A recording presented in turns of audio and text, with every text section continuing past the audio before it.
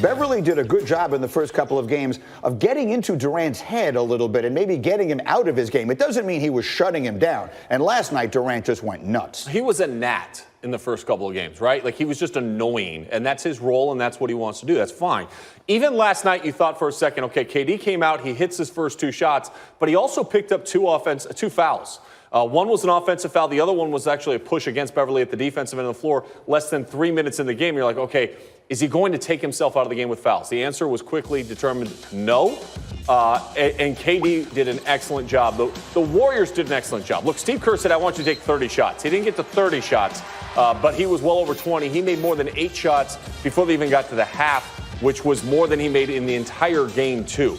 He needs to be this aggressive. He is the best pure scorer in the game. I know we talk about James Harden. He doesn't need a lot of shots. He is efficient in the way that he's able to score the basketball, and he can get a shot off from anywhere. You know, a lot of people wondered with Boogie Cousins out, what would the Warriors look like, and would that be somebody who they really missed? What's your take on that after seeing what they did last night? Look, and I say this, and I want to make sure that everybody understands. Boogie Cousins is a special, unique player.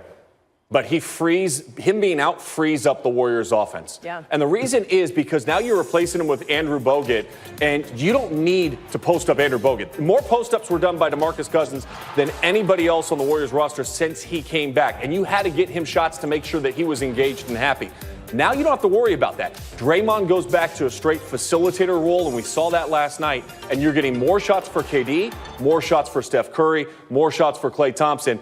And I like when those 3 guys get more shots. Feels like there could be moments over the course of a long postseason run where they might feel they'll miss it, no question. Right. Maybe against Capella, maybe against Jokic if they wind up playing him. But in this series, it doesn't feel that way. Quickly, let me go to the technical foul, because that could be a huge story. Yes. As the series goes on, let's make clear how this works. If you get 7 technicals over the course of the postseason, no matter how many games it goes, that's an automatic suspension. If Durant's technical from last night holds up, that's 3. Yeah. In just 3 games on your way to a suspension at 7. But you believe it will be rescinded? I think it has to be rescinded. And again, read lips as they're walking down. He's like, man, I didn't flop. I was doing this. And he starts laughing.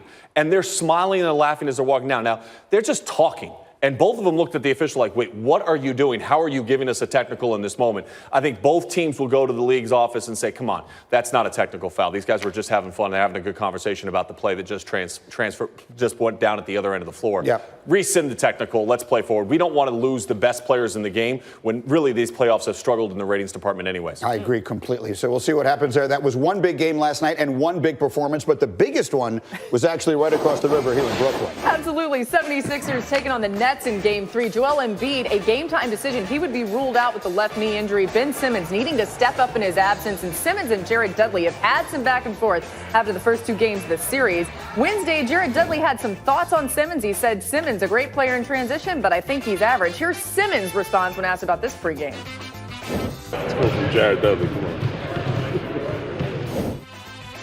All right, so then there was this. These posters spotted around Brooklyn missing. Have you seen his jumper? Identifying characteristics, just average. So how would Simmons respond? First moments of the first half, and Sixers up by 4. There was Simmons with the slam. Putting it down with authority. Looks like he's heard the criticism. He's ready to go. The third quarter, Simmons and Dudley. The madness continues, Farnham, right here. A little handoff action and the foul and the shot. And watch this. I mean, this is just Ben Simmons at his best right there. The side eye. That actually should be an emoji. I think we should just take that. I'm sure it already is. Later in the third quarter, the Nets down 15. Dudley getting the pass, air ball, and watch Simmons right there. Simmons is basically saying, you said I can't shoot. At least I'm smart enough to know that I shouldn't be shooting from out there. This one, well, it wasn't pretty. Yeah, it wasn't. Okay, so fourth quarter, under 10 minutes to go. Sixers up by 7, and Simmons right here getting the pass, banking the floater, and of course, good ball movement from him. He's fouled there too. Look, Ben Simmons in the half court, it's right. If you slow him down and keep him in front of him, he struggles. But watch these plays. He is aggressive.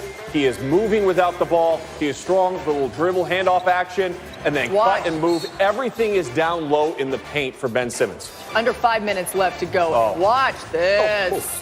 Gorgeous. Simmons, two-handed jam, and he was the opposite of average last night. Here's the post-game sound. How average did Ben Simmons look tonight? Not very. He's an all-star for a reason. One of the most dominant players in this league for a reason. And he showed up when we needed him. Do you think Jared Dudley still thinks you're average in half-court play? No, I'm not worried about it. When Dudley airballed the three-pointer, I saw you look at him. Was there something extra there? I don't really have energy for it, man. Honestly, it's done. People are going to say what they want to say. It is what it is. I just got to play.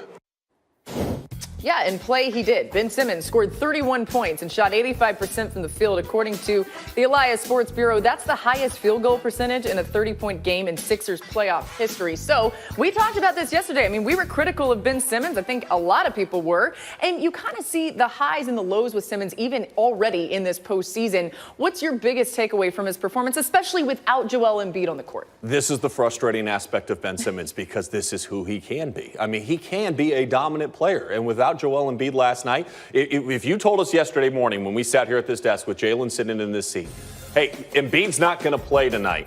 Oh, this is the Nets game. And the Nets came out and they got a couple offensive rebounds early. It looked like they were going to dominate inside in the paint. That was not the case. Ben Simmons was like, you know what? You say I can't shoot a jump shot? Doesn't matter. You can't stop me from getting to the rim. And he got to the rim with ease in last night's game. He is a very skilled player, but when motivated, he is elite. People forget about the fact, Rookie of the Year, All-Star in year 2. It's not like he's been a bust. He's been really good, but it's these moments where he doesn't engage quite as much as he probably should. And let's give some credit to Greg Monroe, who stepped in the absence of Embiid and played very well last night. And let's also give some credit to Simmons himself. If we're going to be critical when he says things and handles things in ways we don't like, then it would be hypocritical not to then give him credit. I thought he handled last night perfectly. Yeah. I thought his responses on Dudley were great. On the court, he shows he heard it. He shows he knows what Dudley is saying, and he's getting right there in his face. Then afterwards, man, we're playing. There's nothing to say here. I thought he handled all of that extremely well. I agree. And to your point, Monroe and Boban did an outstanding job filling in for Joel Embiid. 23 points, 21 rebounds combined between the two of them. You get that kind of production from your center position.